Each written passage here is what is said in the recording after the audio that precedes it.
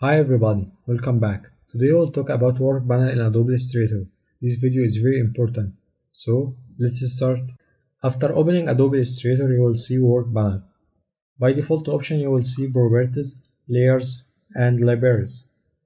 In the first one, properties, you have many options here, but this option will be changing. Rely on what you select.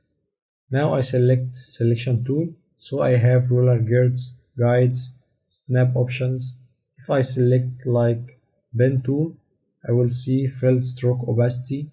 If I select type tool, I will see character. If I select pen brush tool, I will see brushes. If I select width tool, I will see width profile, and gradient tool, gradient option.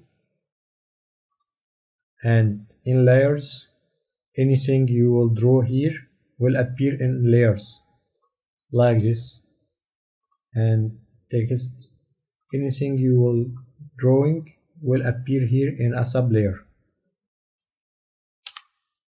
And the third one, libraries. If you have Creative Cloud account, you can search here for anything in Adobe libraries, and you can also minimize your panel like this and choose the panel you want to open it. And you can open any panel here from Windows menu and select any panel like gradient, and I can edit it here like this.